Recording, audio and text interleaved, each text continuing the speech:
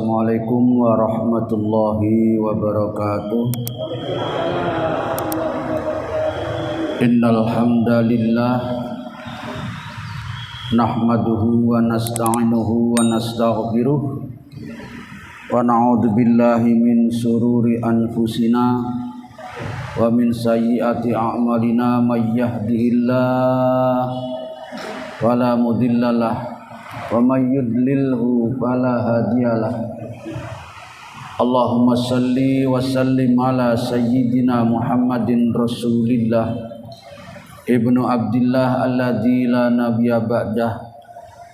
Qala ta'ala fi kitabil karim a'udzu billahi minasyaitonir rajim. Qalu subhanaka la ilma lana illa ma 'allamtana innaka antal alimul hakim. Wa qala a'udzu billahi minasyaitonir rajim yarfa'illahu alladhina amanu minkum walladzina utul ilma darajat. Wa qala nabiyyu sallallahu alaihi wasallam man salaka tariqan yaltamis bihi ilman sahalallahu lahu tariqan ilal jannah. Sadaqallahul adzim wa sadaqa nabiyul karim. Hadirin kaum muslimin, Bapak Ibu jamaah salat maghrib Masjid Raudhatul Falah, calon-calon penghuni surga Allah Subhanahu wa taala yang dirahmati oleh Allah taala, puji syukur kita haturkan kehadiratnya. Mudah-mudahan seluruh rangkaian ibadah kita sekecil apapun selalu diridhoi dan diterima oleh Allah Subhanahu wa taala, dapat menghantarkan nanti saatnya kita kembali ke hadiratnya, betul-betul mati kita dibarengi mati dalam keadaan husnul khotimah, jauh daripada su'ul khotimah. Amin ya mujibas sa'ilin. Salawat salam kita haturkan kepada baginda junjungan kita, panutan kita, Nabi Agung Muhammad sallallahu alaihi wasallam, yang sudah amat sangat banyak memberikan uswah, teladan, contoh-contoh kepada kita. Mudah-mudahan kita bisa mengamalkan sebaik-baiknya sesuai dengan kemampuan kita, sehingga di dunia ini kita betul-betul diakui sebagai umatnya dan nanti pada saatnya mendapatkan syafaatnya. Amin ya rabbal alamin. Hadirin, kita lanjutkan taklim kita dalam waktu yang amat sangat singkat ini. Kita masih berada banyak jalan menuju kebaikan, menuju surga Allah Subhanahu wa taala. Kembali saya rujukkan sebuah riwayat yang pernah kita baca, bahwa surga itu lebih dekat daripada talinya sandal kita. Maksudnya mudah sekali untuk menuju surga itu karena banyak jalan untuk menuju kepadanya. Termasuk hadirin kita istiqomah majelis taklim ini adalah satu upaya kemudahan langkah kaki kita menuju surga Allah taala. Mudah-mudahan kita diberikan kekuatan dan keikhlasan untuk bisa istiqomah majelis taklim ini dan bisa kita amalkan pada waktu-waktu selanjutnya. Dan mudah-mudahan hadirin lantaran ini menjadi amal soleh kita nanti pada saat kita sudah berada di alam barzah, menjadi ilmu yang bermanfaat yang terus mengalir sekalipun kita sudah menghadap Allah Subhanahu wa taala. Kita masuk kepada hadis-hadis yang pendek-pendek, yang ringan-ringan tapi ringan diucapkan, rupanya juga belum tentu mudah untuk diamalkan. Mudah-mudahan kita termasuk yang diberikan kemudahan. Hadirin yang dirahmati Allah taala, hadis yang ketujuh dari bab ini, bab banyak menuju kebaikan, menuju surga Allah taala. Yang yang ketujuh, sebuah riwayat dari Abu Hurairah, anin Nabi sallallahu alaihi wasallam qala, beliau bersabda, man ghada, sing sapa wonge isu-isuan pagi hari, barang siapa yang di pagi hari ilal masjidi auroha, atau di sore hari. Artinya kalau dijujuk pagi sama sore itu berarti setiap waktu dia datang ilal masjidi ke masjid untuk berjamaah. Sing sapa wonge istiqomah datang ke masjid, a'addallahu lahu fil jannati nuzulan kullama ghada auroha.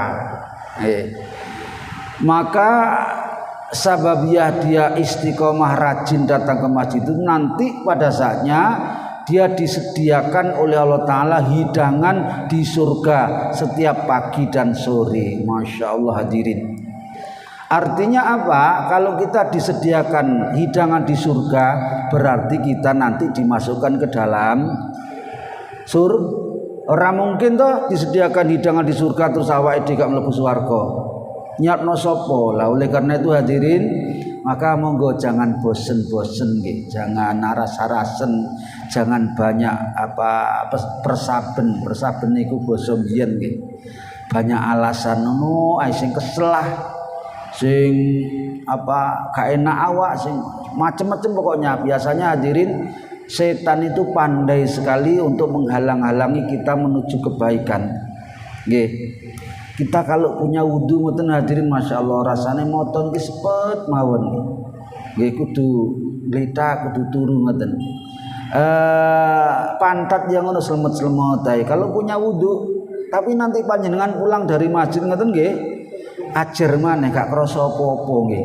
Boyok yo penak ae. Kenapa? Karena memang dibuat setan seperti itu agar panjenengan tidak betah di masjid, tidak suka ke masjid, tidak rajin berjamaah. Karena itu hadirin, mari lebih-lebih kita yang semakin senja usia. Kemarin sudah kita bahas, nggih. Barang siapa yang umurnya 40 tahun sudah lebih, kebaikannya belum bisa mengalahkan keburukannya, seakeh elek ae, maka bersiap-siap nanti masuk mampir neraka. Nggih. Wis 40 kok seakeh elek ae. Bahkan hadirin, hadis yang selanjutnya juga sudah kita sampaikan kemarin. Barang siapa yang umurnya lebih dari 60 tahun mati, ternyata dia tidak punya bekal apa-apa, maka alasan apapun nanti dia disampaikan kepada Allah Ta'ala, Allah tidak akan menerimanya karena umurnya sudah 60 tahun. Sudah banyak peringatan yang diberikan kepadanya sejak datangnya para ulama, para mubaligh, para astadid sebagai gantinya Rasulullah untuk menyampaikan kebaikan. Ini adalah peringatan yang pertama. Peringatan yang kedua, orang yang umurnya sudah 60 tahun hampir dipastikan rambutnya sudah memutih, mulai memutih gitu. Nah, rambut putih itulah sebagai peringatan untuk segera ingat dan memperbanyak bekal menghadap Allah Subhanahu wa taala. Hadis disepakati oleh seluruh para ahli hadis, berarti sangat sahih ini. Karena itu hadirin, mari sesibuk apapun jangan sampai tidak datang ke masjid, tidak berjamaah, apalagi sholatnya disia-siakan. Baik, ini singkat, pendek, mudah dipelajari, mudah disampaikan, tapi kadang-kadang belum tentu mudah untuk dilaksanakannya. Baik, yang ke-8 sekarang. Ini ditujukan untuk para kaum ibu. Monggo ibu-ibu niki pesannya Rasulullah kepada panjenengan. Kala juga riwayat dari Abu Hurairah. Kala Rasulullah sallallahu alaihi wasallam, ya nisa al muslimat, wahai wanita-wanita muslimat, terutama kaum ibu nggih. Wanita yang sudah kaum ibu yang sudah menjadi ibu rumah tangga, la tahkiranna jaratun li jaratiha. Janganlah engkau sebagai warga masyarakat, warga tetangga itu meremehkan kepada tetangganya yang lain, tidak mau memperhatikan tetangganya, tidak menghiraukan tetangganya, tidak mau berbuat baik kepada tetangganya, sekalipun oleh panjenengan berbuat baik itu walau firsina syatin, sekalipun panjenengan hanya memberi kuahnya sayur ceker, nek cara sakniki ceker nih. Nek biyen teracak kikilnya kambing itu waktu Rasulullah adalah sama sekarang dengan misalnya ada soto ceker, peyek ceker, gorengan ceker gitu. Itu Rasulullah oleh ngajari kepada kita beri banyak kuahnya. Mungkin panjenengan tidak bisa memberikan isinya, tapi paling tidak kuahnya berikan kepada tetangganya dalam rangka untuk menambah takutnya kepada Allah Subhanahu wa taala. Seperti kemarin juga sudah kita sampaikan, takutlah kamu sekalian kepada neraka Allah taala. Takwa kepada Allah taala walau bisyikki tamrotin, sekalipun takutmu itu sithik banget nggih, senilai separuhnya kurma. Coba kan, pokoknya kita berupaya untuk takut kepada Allah Subhanahu wa taala. Di dalam Al-Qur'an Allah wanti-wanti, ku anfusakum nggih wa ahlikum naro, jagalah dirimu wahai kepala rumah tangga dan keluargamu dari siksa api neraka. Karena apa? Kita sebagai orang ini bapak nggih, sebagai bapak punya tanggung jawab untuk mendidik keluarganya, anak istrinya agar terhindar dari siksa api neraka. Kita baca saja ngirin, gampang-gampang kok niki, karek ngamalno saja. Yang kesembilan, atasi anhu juga masih dari Abu Hurairah. Hadisnya mutafak semuanya. Anin Nabi sallallahu alaihi wasallam, beliau bersabda, al imanu iman. Iman itu punya banyak cabang. Nggih. Cabangnya iman itu ada bid'un. Bid'un ini diartikan banyak. Mulai dari hitungan 3 sampai 9. Nggih, bisa 3, bisa 4, bisa 5 sampai bisa 9. Wasab'una dan 70. Makanya pengertiannya bisa iman itu punya cabang 73 sampai 79. Sab'un kan 70. Au bid'u situna, atau 60 lebih subatan cabangnya. Banyak banget hadirin. Fa abdoluha, dari cabang-cabangnya iman itu yang paling afdol, yang paling tinggi nilainya, yang paling besar kualitasnya adalah qaulu la ilaha illallah. Ini cabangnya iman yang paling tinggi, yang paling bagus. Sehingga hadirin, orang yang manakala selama hidupnya hampir-hampir dia tidak pernah mengenal agama, begitu dia mau mati, satu-satunya dia mengucapkan la ilaha illallah, dijamin masuk surga, dijamin masuk surga. Cuma ya kapan masuknya ini yang kita tidak bisa menerangkan. Mungkin cepat, mungkin mampir di neraka dulu agak lama, mungkin lama sekali karena dosanya masih banyak. Dia satu-satunya perkataan mengucapkan la ilaha illallah. Sehingga ada perkataan miftahul jannah la ilaha illallah. Kuncinya surga itu adalah ucapan la ilaha illallah. Menurut para ahli sufi hadirin, para ahli hakikat, ahli ma'rifat, perbanyaklah zikir mengucap la ilaha illallah setiap habis sholat. Jangan kurang, minimal 33 kali. Syukur kalau bisa ratusan, ribuan. Syukur kalau tidak ada dihitung, terus menerus ucapkan la ilaha illallah. Bahkan ketika di antara keluarga kita akan mati itu disuruh mentalkin lakinu mautakum bila ilaha illallah, dengan ucapan la ilaha illallah. Ucapkan nggih, sampai dia mengucapkan, lek pun mengucapkan leren.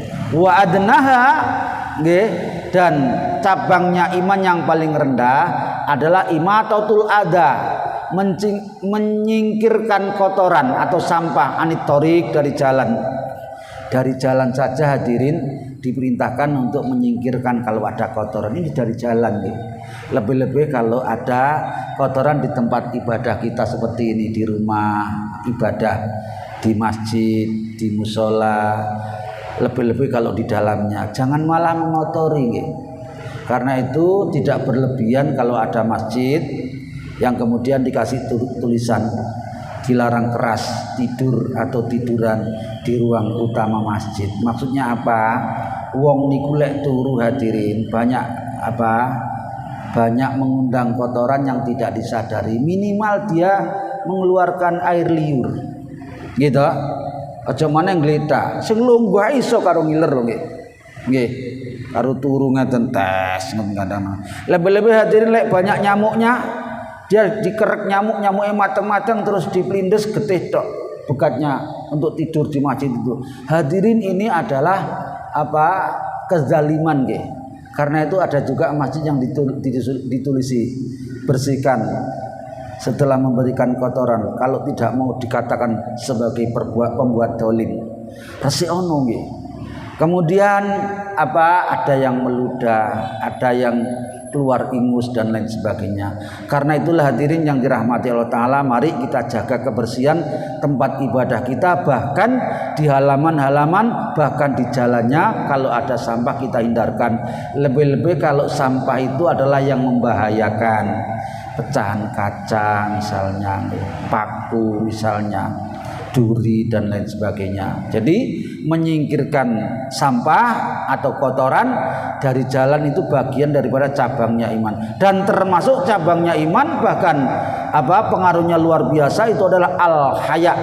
Wal haya'u, dan malu adalah su'batun, bagian dari cabang minal imani, daripada iman. Orang lek wis gak duwe malu nggih hadirin, dia bisa melakukan apa saja yang mestinya dia tidak melakukannya. Membuka auratnya di depan orang banyak, tidak menutup, itu namanya tidak punya malu, dan melakukan hal-hal yang mestinya saru untuk dilakukannya. Hadirin yang dirahmati Allah Ta'ala, kembali menurut para ahli sufi, ahli hakikat, orang itu tidak sekedar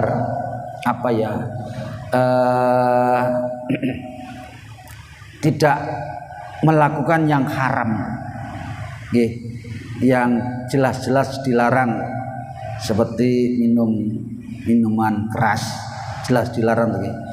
Minum yang boleh, minum yang tidak haram, tetapi dia tidak menjaga muruah, ini menurut ahli hakikat dilarang. Jadi orang-orang yang sudah ahli sufi, ahli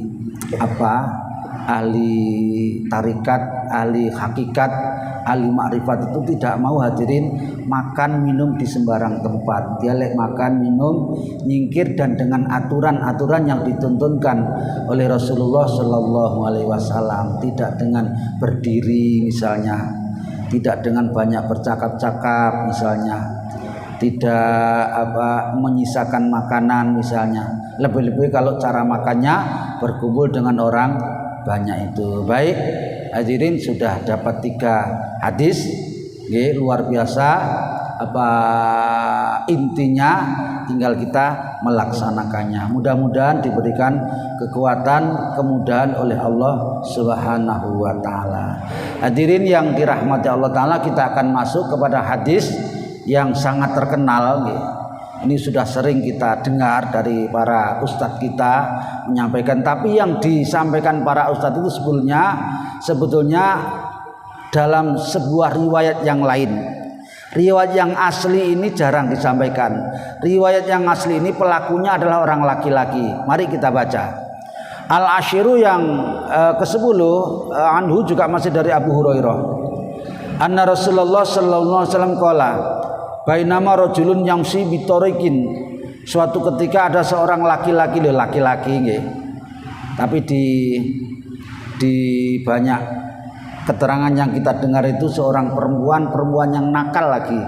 Nanti di riwayat yang lainnya, seorang laki-laki yang yamshi berjalan bitariqin di suatu jalan, istada ketepatan dia dilanda, alaihi atasnya al-atos, rasa haus. Laki-laki ini lagi dilanda rasa haus yang hebat, ngelak banget pokoknya.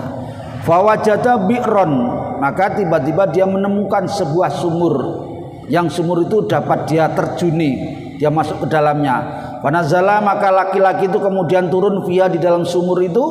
Fasyariba, kemudian dia minum di sumur itu sak warak-warke. Suma kharaja, kemudian dia keluar dari sumur itu. Faida kalbun yalhasu yakulu saro. Tiba-tiba setelah dia naik dari sumur itu, dia melihat ada seekor anjing di dekat sumur itu yang berputar-putar, dia menjilat-jilat kepada debu atau tanah. seakan-akan dia membayangkan bahwa debu atau tanah itu adalah air. Dia jilati seperti dia minum. Minal atosi, ternyata juga anjing ini dilanda haus yang luar biasa. Maka fakola, laki-laki itu, fakola rojulu, maka laki-laki itu berkata di dalam hatinya, laqad balago hadal kalbu minal atosi, rupanya anjing ini seperti saya tadi merasakan kehausan yang hebat. Mislul ladzi kana qad balago minni, seperti apa yang tadi aku alami. Maka fanazala, laki-laki itu kembali turun al-bi'ra ke dalam sumur, famala khuffahu, kemudian dia lepas sepatunya, dia penuhi dengan ma'an air, summa amsakahu bifihi, dia gigit dengan mulutnya, hatta rokia, sehingga dia naik, fasaqal kalba, dan dia memberikan minum kepada anjing itu. Fasyakara, maka laki-laki yang melakukan itu hadirin dipuji Allahu lahu faghfaralahu, dan Allah mengampuni dosa-dosanya. Laki-laki yang melakukan seperti itu hadirin menolong kepada seekor anjing, diampuni dosanya, dipuji oleh Allah Ta'ala, dan di dalam keterangan yang lain dia termasuk dimasukkan ke dalam surga Allah Subhanahu wa Ta'ala. Qalu, nggih, setelah Nabi menerangkan kayak gini, qalu, para sahabat bertanya. Apa pertanyaan sahabat ini? Ya Rasulullah, wahai Rasul, anna lana fil bahaim ajron, apa kita berbuat kepada bahaim, nggih, binatang, apakah kita menolong binatang itu juga mendatangkan pahala? Faqala fi kulli kabidin radbin ajrun, di dalam setiap makhluk yang bernyawa, bahkan yang tidak bernyawa sekalipun, kalau kau memberikan pertolongan itu mendatangkan pahala, termasuk memberikan pertolongan kepada anjing. Karena itu hadirin, menyiksa binatang seperti di riwayat yang lain yang insya Allah nanti kita ketemu, nggih, seorang perempuan yang ahli ibadah, ahli tahajud, dia mengurung seekor kucing, dikurung, tidak diberi makan, tidak diberikan kesempatan keluar untuk mencari makan sendiri sampai kucing itu mati. Berarti dia tidak tanggap kepada lingkungan sampai membunuh mati tidak sengaja, maka dia dimasukkan ke dalam neraka Allah Subhanahu wa Ta'ala. Karena itu hadirin yang dirahmati Allah Ta'ala, kalau kita melihat mungkin ada binatang yang kesulitan, ada yang sakit, ada apa saja, ada misalnya seekor cacing misalnya. Cacing itu kan biasanya tempatnya di tempat-tempat yang becek, yang basah. Tiba-tiba kok menggeliat-geliat di aspal gitu nih. Panjenengan tolong. Nanti kata Allah Ta'ala, Ar-Rahimu yarhamuhumur rahmanu irhamu man fil ardi yarhamukum man fis sama. Allah yang Maha Rahman itu sangat punya belas kasihan kepada hambanya, yang punya belas kasih sayang kepada hamba-hamba yang lain. Karena itulah kasih sayangi makhluk-makhluk yang ada di bumi, niscaya kamu akan disayangi oleh yang ada di langit. Karena itu hadirin, sekalipun kepada seekor anjing atau kepada binatang-binatang yang lain yang memerlukan pertolongan, kita tolong. Kita mungkin boleh membunuh, kepada binatang-binatang yang harus kita bunuh, kalau memang perlu kita bunuh, tetapi menyiksa tidak boleh. Justru kita harus memberikan pertolongan kepadanya. Inilah hadis yang asli yang diriwayatkan oleh para ahli hadis. Nah, ini yang di dalam riwayat yang lain ini yang sering diceritakan oleh para pencerita itu, para mubaligh, para asatidz itu.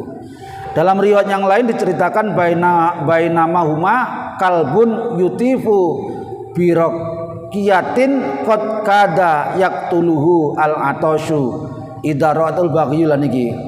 Di dalam keterangan yang lain, seorang perempuan yang diceritakan seperti sama dengan ceritanya laki-laki tadi itu, merasa haus, kemudian dia masuk di dalam sumur. Setelah dia puas minum di dalam sumur itu, kemudian dia naik, rupanya terdapat anjing di atas sana di dekat sumur itu yang hampir mati karena kehausan. Maka perempuan yang diceritakan perempuan nakal itu, dia turun kembali dan memenuhi sepatunya, kemudian dia memberikan minuman kepada anjing itu, maka dia diampuni dosanya oleh Allah Ta'ala, kemudian dia termasuk dimasukkan ke dalam surga Allah Subhanahu wa Ta'ala. Perempuan itu disampaikan min bagoya Bani Israel, salah seorang dari ahli maksiatnya, perempuan nakalnya kaum Bani Israel. Ini menurut sebagian riwayat. Wallahu a'lam bishawab. Baik, satu lagi, mari ngono kok tanya jawab. Al-hadi asyara, yang ke-11, anhu juga dari Abu Hurairah. Kalau yang ini rawinya Imam Muslim saja. An Nabi sallallahu alaihi wasallam qala laqad ra'aitu rajulan yataqallabu fil jannati. Nah, ini peristiwa konon dilihat oleh Nabi ketika Nabi Mi'raj dulu, diberikan kesempatan oleh Allah Ta'ala untuk menyaksikan para penghuni surga. Salah satunya ada ini, hadirin. Rojulan yataqallabu, yang bersenang-senang di surga. Padahal belum terlaksana, tapi gambarannya sudah ada. Fil jannati, di surga. Fi syajaratin, disebabkan sebuah dahan pohon atau ranting pohon. Qata'aha, yang dia potong ranting itu, min dhahri thariq, di atas jalan. Kanat adalah ranting dahan itu, ranting pohon itu, tu'di, yang menghalangi orang-orang muslimin yang akan berjalan menuju tujuannya, wakila menuju ke dalam masjid. Nah, hadirin yang dirahmati Allah Ta'ala, termasuk orang yang dinilai berbuat baik dan pahalanya besar, memberikan sababiyah dia masuk ke dalam surga, adalah orang yang menghindarkan sesuatu yang menghalangi orang yang melintas di jalan, lebih-lebih orang yang akan menuju ke dalam masjid Allah Subhanahu wa Ta'ala. Baik, sampai di sini mungkin. Sebelum kita lanjut, ada yang perlu dibahas? Ibu nggih, monggo tolong mic-nya, nih ada ibu-ibu. Monggo silakan. Waalaikumsalam warahmatullahi wabarakatuh. Dengan membunuh hewan-hewan itu dilarang. Ya. Iya. Dalam keseharian ada beberapa binatang justru yang mengganggu Ya. yang ada di dalam rumah. Salah satu contoh kecoa dan sebagainya. Ya. Itu pasti kita tidak mungkin akan hanya membisah itu saja. Ya, ya. Tetapi pasti kita akan membunuhnya. Pada saat dibunuh dia tidak langsung mati. Pasti dia merasa seperti disiksa gitu. Bagaimana hal seperti itu? Sudah, itu aja. Sudah. Yang lain mungkin boten. Baik Ibu, memang ada binatang-binatang yang diperintahkan oleh Rasulullah untuk dibunuh. Ada ular misalnya, atau tadi itu kecoa, itu boleh. Bahkan ada yang diperintahkan untuk dibunuh, dengan catatan memang diupayakan untuk segera mati. Segera mati. Memang ada binatang itu yang sudah putus kepalanya, putus gak mati-mati, si suwi mati nih. Yang penting kita sudah berupaya untuk mempercepat kematiannya. Yang tidak boleh itu menyiksa, membuat dia kesakitan, orang mati-mati. Bahkan kita terhadap binatang yang harus kita sembelih saja, misalnya hewan kurban atau binatang-binatang yang akan kita konsumsi seperti ayam misalnya, kita diperintahkan untuk menyegerakan kematian binatang yang kita sembelih itu. Di antaranya dengan cara menajamkan pisau atau gaman kita. Nah, berkaitan dengan apa yang Ibu sampaikan tadi itu, memang upayakan bisa segera mati. Tapi memang ada binatang yang matinya itu lama. Wis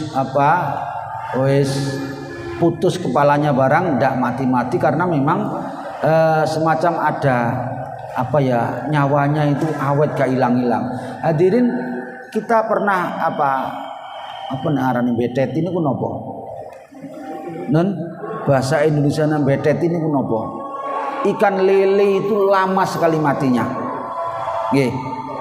Jadi saya juga pernah melakukan itu, kepalanya itu sudah saya pukul sampai pecah hancur itu orang mati-mati. Orang mati-mati. Ya sebetulnya kita sudah berupaya untuk menyegerakan dan kita tidak bermaksud untuk menyiksanya. Yang tidak boleh kalau kita berniat untuk menyiksa. Di waktu kecil dulu pernah kita lihat ada teman-teman anak-anak itu yang nyiksa binatang, misalnya tikus. Nggih, pernah nggih? Oh panjenengan ya pernah sana. Tikus disoki bensin. Ini tahu iki ketok iki. Mari tunggu disumet diculno. Hadirin tidak boleh.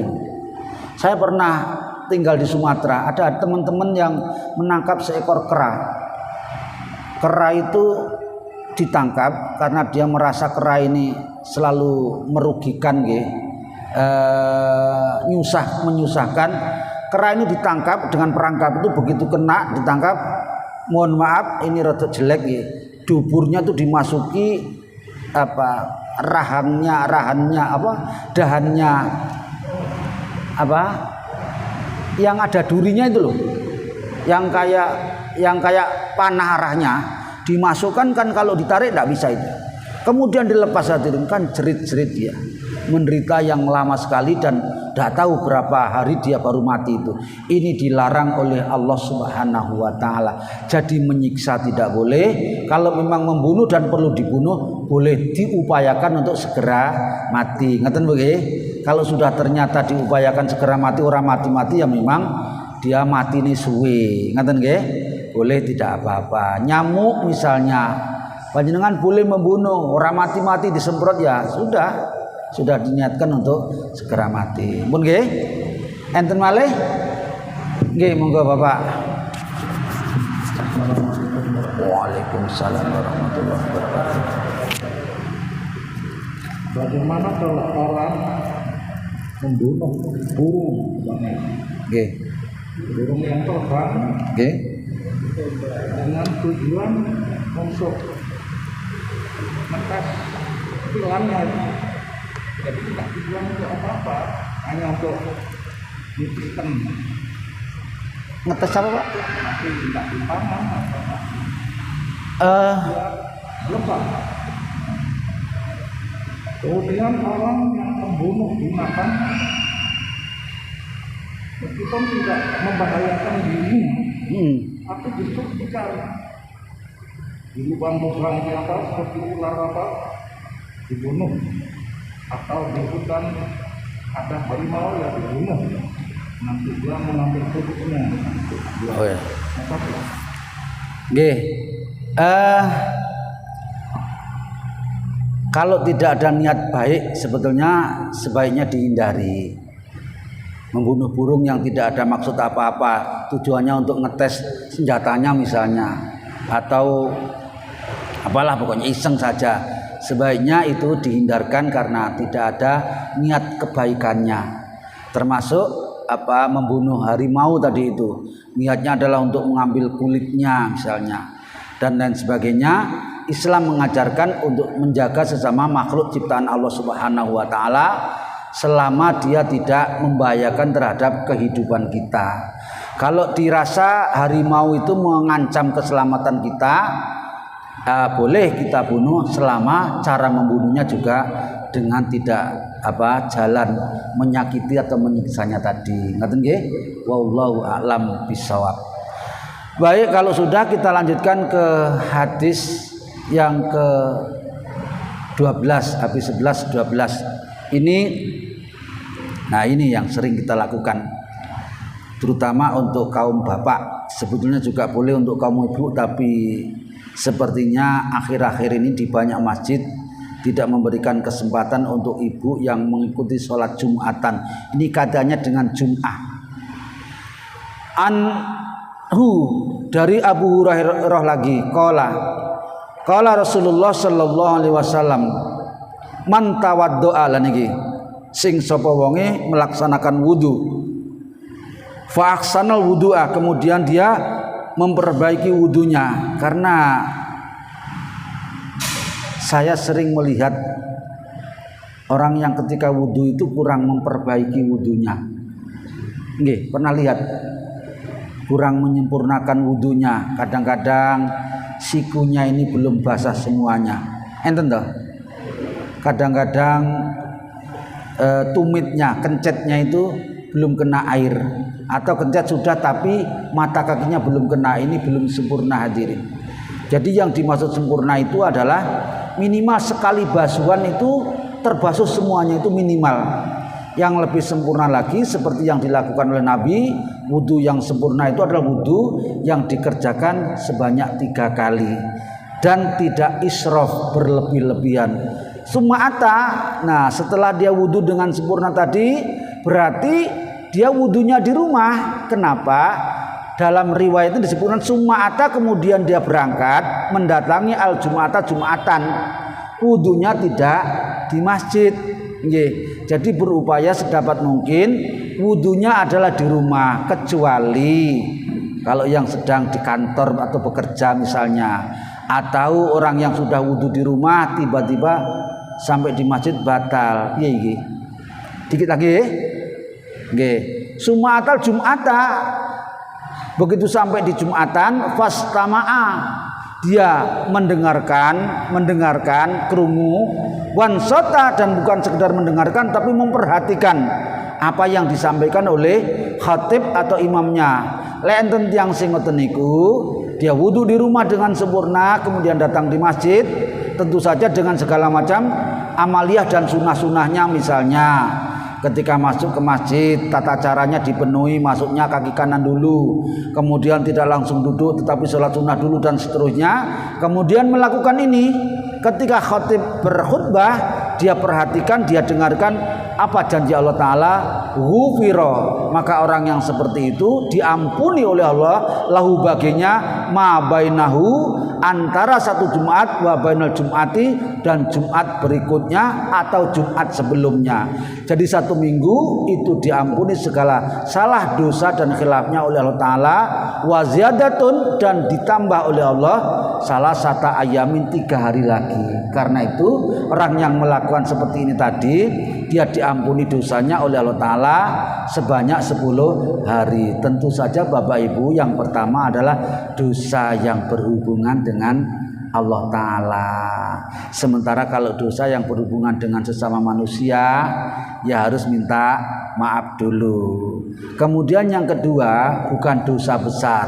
Dosa dengan Allah tapi dosa besar tidak cukup hanya melakukan ini, tetapi ditaubati dengan minimal 3 syarat seperti yang pernah kita sampaikan itu. Fa insyaallah dosanya diampuni oleh Allah Subhanahu wa Ta'ala. Kalau dosa-dosanya sudah diampuni Allah Ta'ala, kemudian dia meninggal dunia, insyaallah matinya mati dalam ampunan Allah Ta'ala dan digolongkan mati dalam keadaan husnul khotimah. Terakhir sekali, waman massa, ketika Jumatan dia tidak begitu mendengarkan, tidak begitu memperhatikan khutbah, tapi dia bermain-main al-hasso dengan batu kecil atau kerikil, faqad lago, maka Jumatannya sia-sia.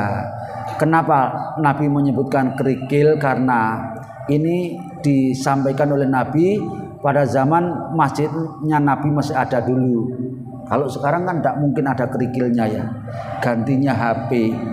Lek ana wong Jumatan ora mainan kerikil tapi mainan HP ae gak ngrungokno khutbah, maka dia faqat lago, sia-sia Jumatannya. Hadirin mohon maaf waktunya sudah habis. Insyaallah kita perluas besok nggih. Bagaimana tata cara Jumatan yang betul nggih, bagaimana wudu yang betul, karena sekali lagi waktunya sudah habis. Kita cukupkan sampai di sini. Insyaallah kita lanjutkan pada Jumat yang akan datang. Mudah-mudahan ngaji yang sangat singkat ini dibarengi hidayah Allah Subhanahu wa Ta'ala, menjadi sababiyah kita kembali ke hadirannya dalam keadaan husnul khotimah. Amin ya rabbal alamin. Subhanakallahumma wa bihamdika asyhadu an la ilaha illa anta astaghfiruka wa atubu ilaik. Wassalamualaikum warahmatullahi wabarakatuh.